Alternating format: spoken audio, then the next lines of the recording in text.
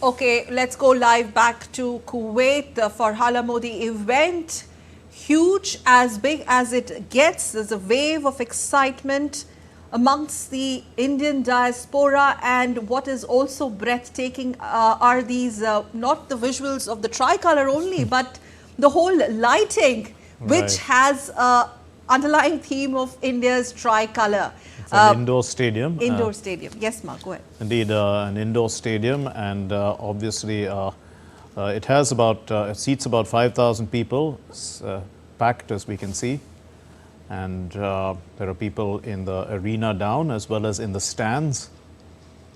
This stadium is called the Sheikh Saad Al Abdullah Sports Complex, and it's in Sabah Al Salim area, which is in Kuwait.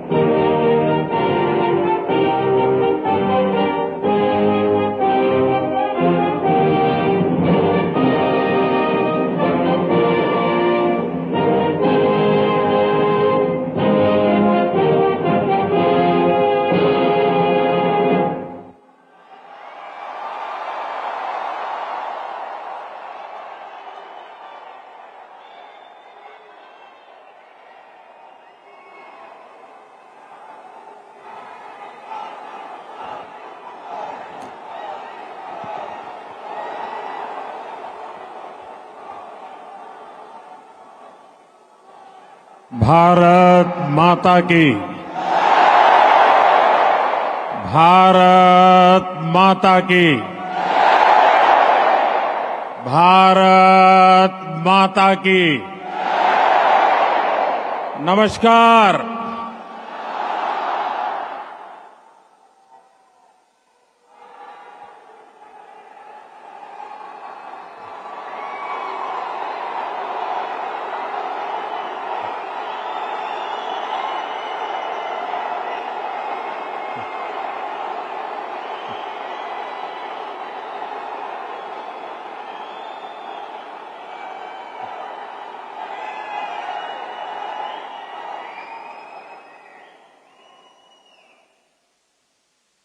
अभी 2-2.5 घंटे पहले ही मैं Kuwait पहुंचा हूं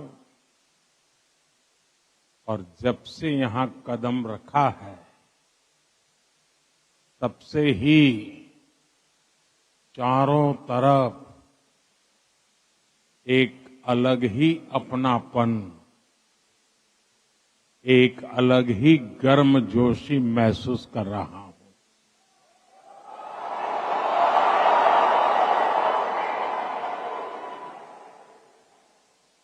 आप सब भारत के अलग अलग राज्यों से आए हैं, लेकिन आप सभी को देखकर ऐसा लग रहा है जैसे मेरे सामने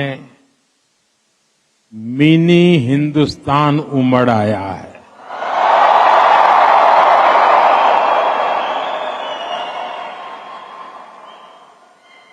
यहां पर नॉर्थ, साउथ, ईस्ट, वेस्ट, हर क्षेत्र के अलग अलग भाषा बोली बोलने वाले लोग मेरे सामने नजर आ रहे हैं, लेकिन सबके दिल में एक ही गुंज है।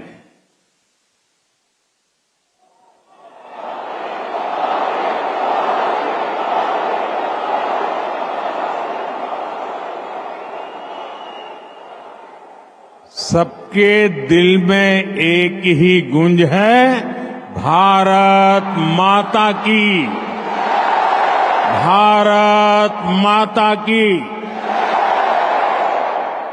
यहां हर कल्चर की फेस्टिविटी है। अभी आप क्रिसमस और न्यू ईयर की तैयारी कर रहे हैं, फिर पोंगल आने वाला है, मकर संक्रांति हो, लोहड़ी हो, बिहू हो, ऐसे अनेक त्योहार बहुत दूर नहीं है। मैं आप सभी को क्रिसमस की, न्यू ईयर की और देश के कोने कोने में मनाए जाने वाले सभी त्योहारों की बहुत बहुत शुभकामनाएं देता हूं।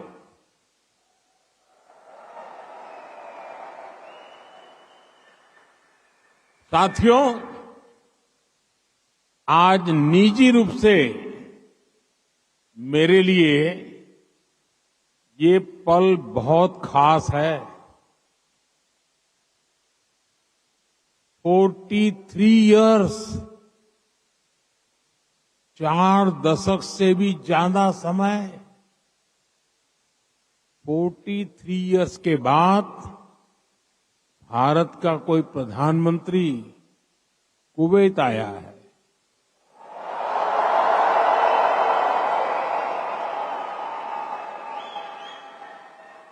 आपको हिंदुस्तान से यहां आना है तो 4 घंटे लगते हैं, प्रधानमंत्री को 4 दशक लग गए।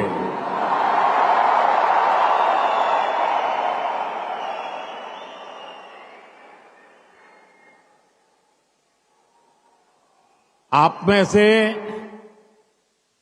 कितने ही साथी तो पीढ़ियों से कुवैत में ही रह रहे हैं, बहुतों का तो जन्म ही यहीं हुआ है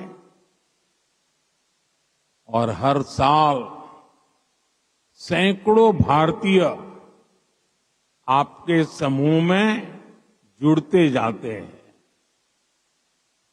आपने कुवैत के समाज में भारतीयता का तड़का लगाया है।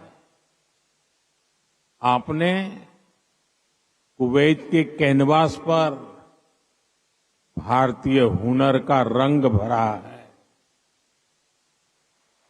आपने कुवैत में भारत के टैलेंट, टेक्नोलॉजी और ट्रेडिशन का मसाला मिक्स किया है।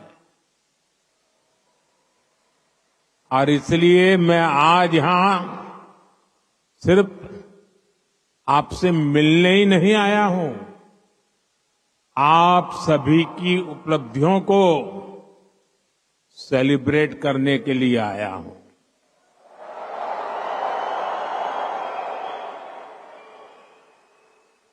साथियों, थोड़ी देर पहले ही मेरी यहां काम करने वाले भारतीय श्रमिकों, प्रोफेशनल से मुलाकात हुई है। ये साथी यहां कंस्ट्रक्शन के काम से जुड़े हैं, अन्य अनेक सेक्टर्स में भी अपना पसीना बहा रहे हैं। भारतीय समुदाय के डॉक्टर्स, नर्सेज, पैरामेडिक्स के रूप में कुवैत के मेडिकल इंफ्रास्ट्रक्चर की बहुत बड़ी शक्ति है। आप में से जो टीचर्स हैं, वे कुवैत की अगली पीढ़ी को मजबूत बनाने में सहयोग कर रहे हैं। आप में से जो इंजीनियर्स हैं, आर्किटेक्ट हैं, वे कुवैत के नेक्स्ट जनरेशन इंफ्रास्ट्रक्चर का निर्माण कर रहे हैं। और साथियों, जब भी मैं कुवैत की लीडरशिप से बात करता हूं, तो वो आप सभी की बहुत प्रशंसा करते हैं।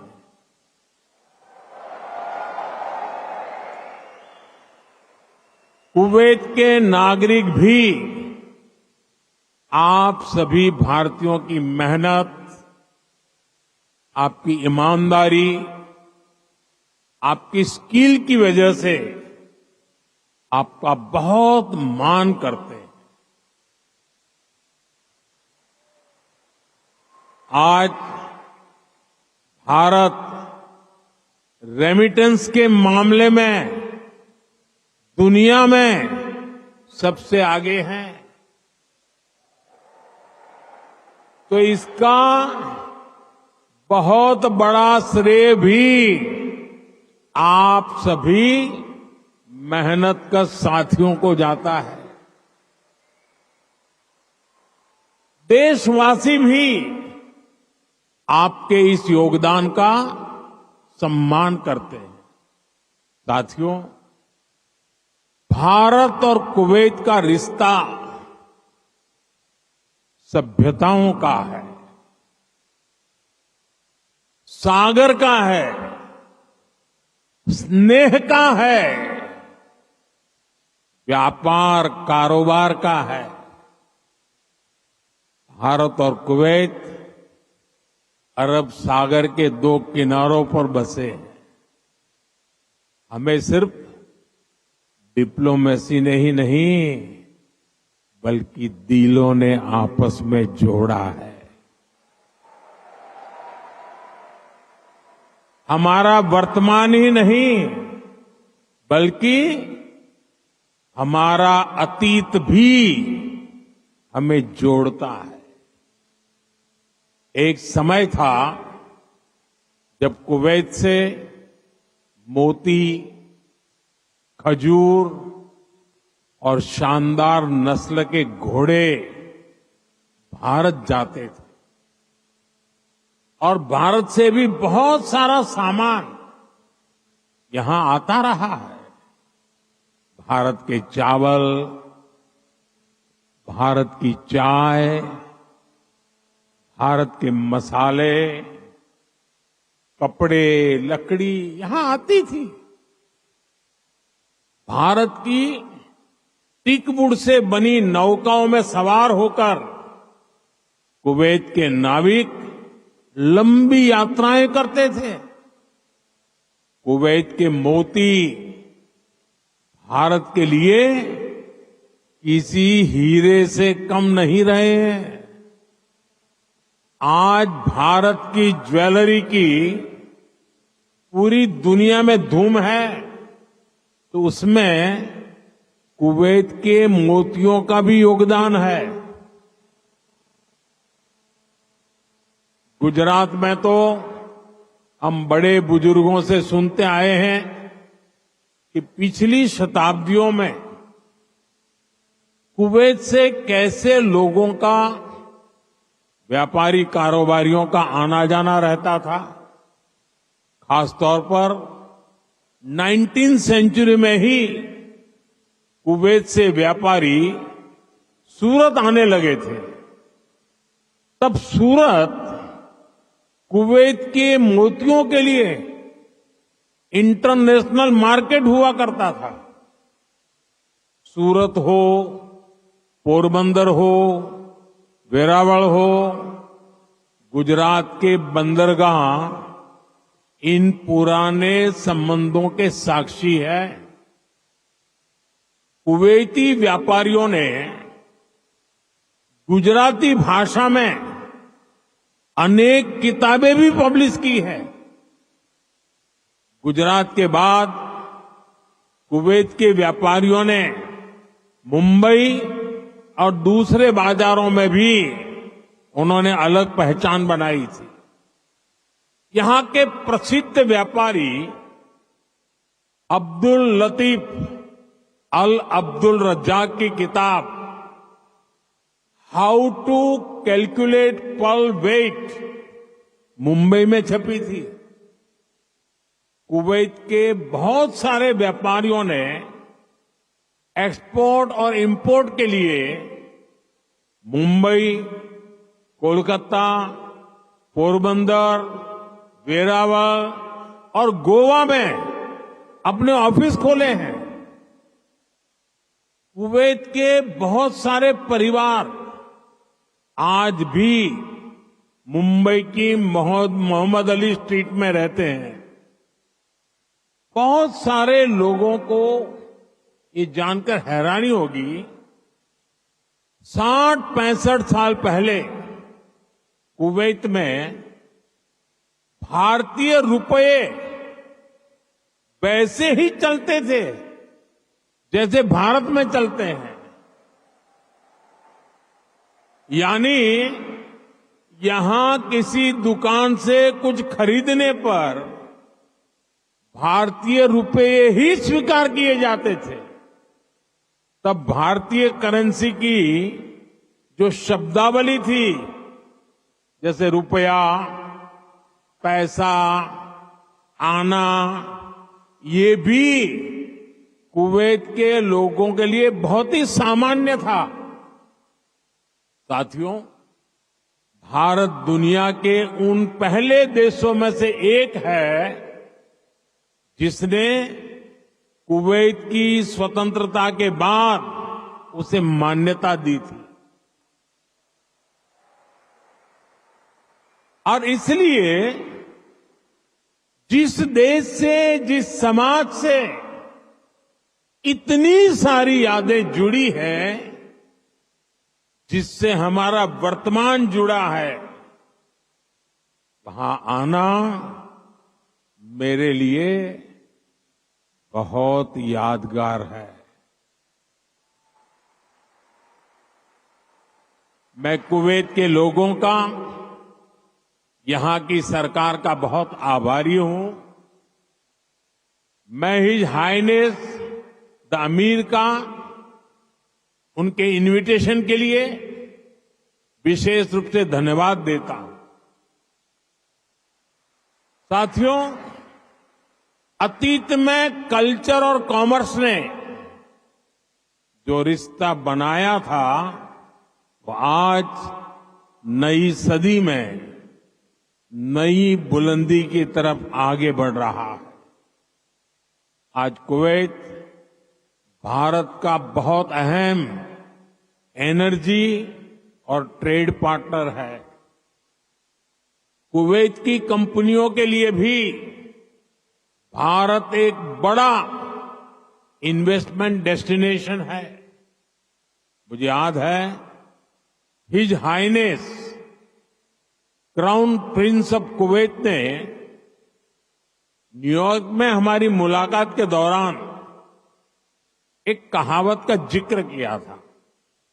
उन्होंने कहा था, when you are in need, India is your destination.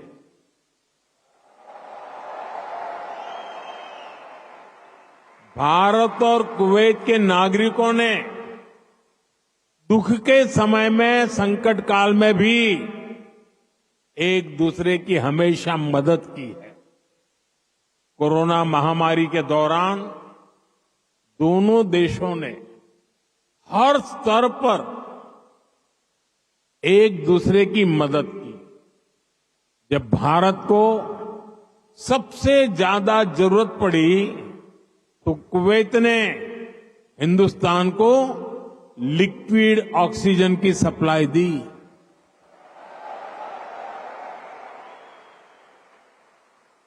His highness the crown prince ने खुद आगे आकर सबको तेजी से काम करने के लिए प्रेरित किया। मुझे संतोष है कि भारत ने भी कुवैत को वैक्सीन और मेडिकल टीम भेजकर इस संकट से लड़ने का साहस दिया। भारत ने अपने पोर्ट्स खुले रखे ताकि कुवैत और इसके आसपास के क्षेत्रों में खाने पीने की चीजों का कोई अभाव ना हो। अभी इसी साल जून में यहां कुवैत में कितना हृदय विदारक हादसा हुआ। मंगब में जो अग्निकांड हुआ उसमें अनेक भारतीय लोगों ने अपना जीवन खोया। मुझे जब ये खबर मिली तो बहुत चिंता हुई थी, लेकिन उस समय कुवैत सरकार ने जिस तरह का सहयोग किया वो एक भाई ही कर सकता है। मैं कुवैत के इस जज्बे को सलाम करूंगा। साथियों, हर सुख दुख में साथ रहने की ये परंपरा हमारे आपसी रिश्ते, आपसी भरोसे की बुनियाद है। आने वाले दशकों में हम अपनी समृद्धि के भी बड़े पार्टनर बनेंगे। हमारे लक्ष्य भी बहुत अलग नहीं है। कुवैत के लोग न्यू कुवैत के निर्माण में जुटे हैं। भारत के लोग भी साल 2047 तक देश को एक डेवलप्ड नेशन बनाने में जुटे हैं। कुवैत ट्रेड और इनोवेशन के जरिए एक डायनेमिक इकोनॉमी बनना चाहता है। भारत भी आज इनोवेशन पर बल दे रहा है, अपनी इकोनॉमी को लगातार मजबूत कर रहा है। ये दोनों लक्ष्य एक दूसरे को सपोर्ट करने वाले हैं।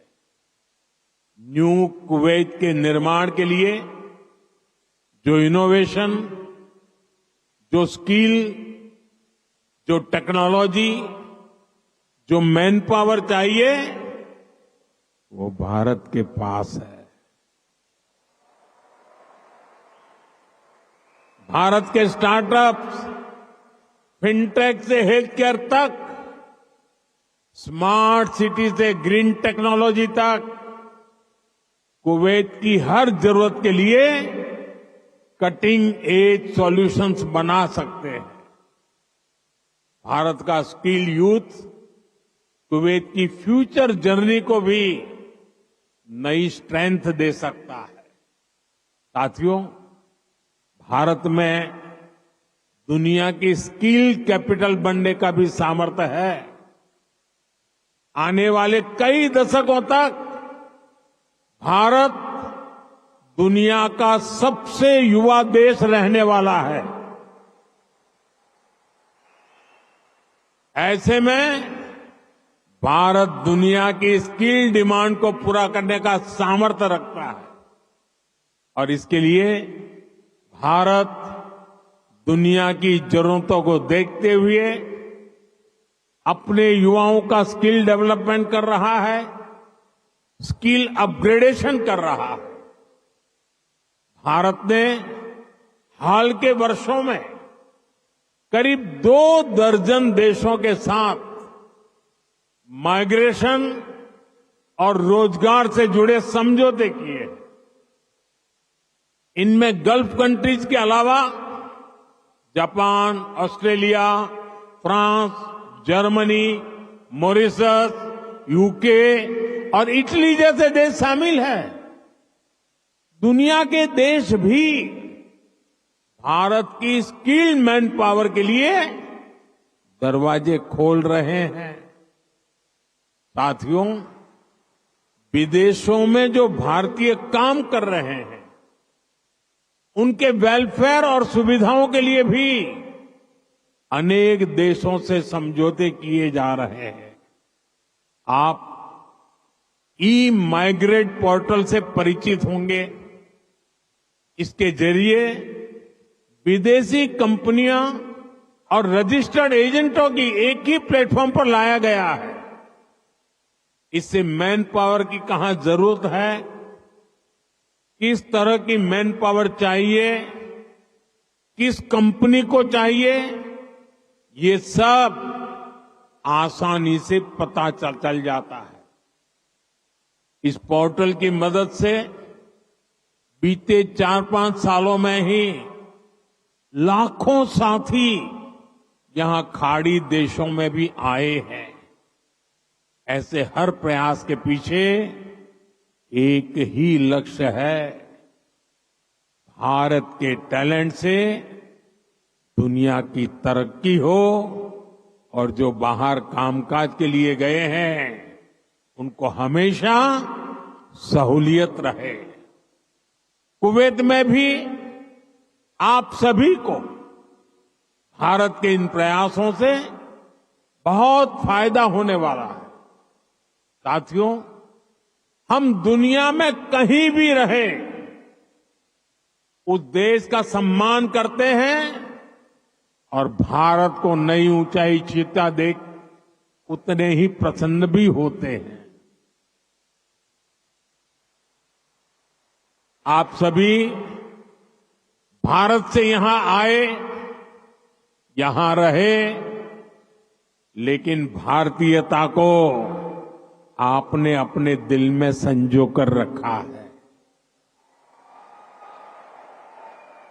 अब आप मुझे बताइए, कौन भारतीय होगा जिसे मंगलायन की सफलता पर गर्व नहीं होगा?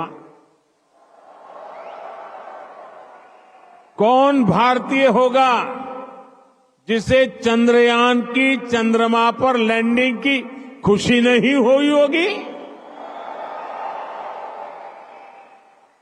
मैं सही कह रहा हूं कि नहीं कह रहा हूं? आज का भारत एक नए मिजाज के साथ आगे बढ़ रहा है।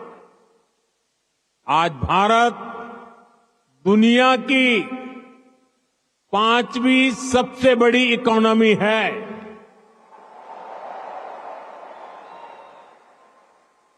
आज दुनिया का नंबर 1 फिनटेक इकोसिस्टम भारत में है। आज दुनिया का तीसरा सबसे बड़ा स्टार्टअप इकोसिस्टम भारत में है। आज भारत दुनिया का दूसरा सबसे बड़ा मोबाइल निर्माता देश है।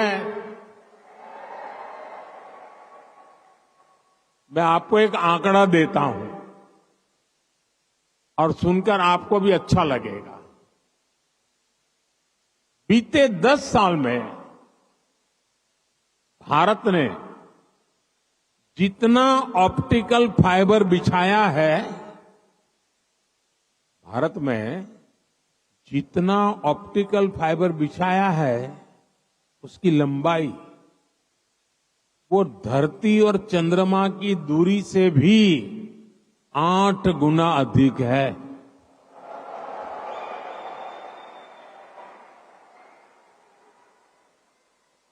आज भारत दुनिया के सबसे डिजिटल कनेक्टेड देशों में से एक है। छोटे छोटे शहरों से लेकर गांवों तक हर भारतीय डिजिटल टूल्स का उपयोग कर रहा है। भारत में स्मार्ट डिजिटल सिस्टम अब लग्जरी नहीं, बल्कि कॉमन मैन की रोजमर्रा की जिंदगी में शामिल हो गया है। भारत में चाय पीते हैं, रेहड़ी पटरी पर फल खरीदते हैं तो डिजिटली पेमेंट करते हैं। राशन मंगाना है, खाना मंगाना है, फल सब्जियां मंगानी है, घर का फुटकर सामान मंगाना है, बहुत कम समय में ही डिलीवरी हो जाती है और पेमेंट भी फोन से ही हो जाता है। डॉक्यूमेंट्स रखने के लिए लोगों के पास डिजी लॉकर है। एयरपोर्ट पर सीमलेस ट्रैवल के लिए लोगों के पास डिजी यात्रा है। टोल बूथ पर समय बचाने के लिए लोगों के पास फास्टैग है। भारत लगातार डिजिटली स्मार्ट हो रहा है और ये तो अभी शुरुआत है। भविष्य का भारत ऐसे इनोवेशन की तरफ बढ़ने वाला है जो पूरी दुनिया को दिशा दिखाएगा। भविष्य का भारत दुनिया के विकास का हब होगा, दुनिया का ग्रोथ इंजन होगा। वो समय दूर नहीं जब भारत दुनिया का ग्रीन एनर्जी हब होगा।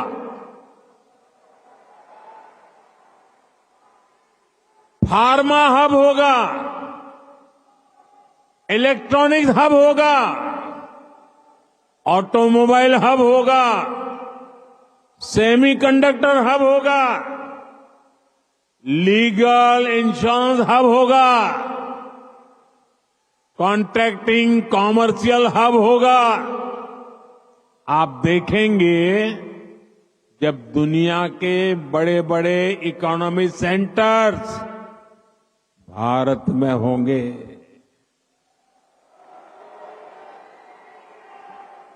ग्लोबल कैपेबिलिटी सेंटर्स हो, ग्लोबल टेक्नोलॉजी सेंटर्स हो, ग्लोबल इंजीनियरिंग सेंटर्स हो, इनका बहुत बड़ा हब भारत बनेगा। साथियों, हम पूरे विश्व को एक परिवार मानते हैं। भारत एक विश्व बंधु के रूप में दुनिया के भले की सोच के साथ आगे चल रहा है और दुनिया भी भारत की इस भावना को मान दे रही है। आज 21 दिसंबर 2024 को दुनिया अपना पहला वर्ल्ड मेडिटेशन डे सेलिब्रेट कर रही है। ये भारत की हजारों वर्षों की मेडिटेशन परंपरा को ही समर्पित है। 2015 से दुनिया 21 जून को इंटरनेशनल योगा डे मनाती आ रही है। ये भी भारत की योग परंपरा को समर्पित है। साल 2023 को दुनिया ने इंटरनेशनल मिलेट ईयर के रूप में मनाया।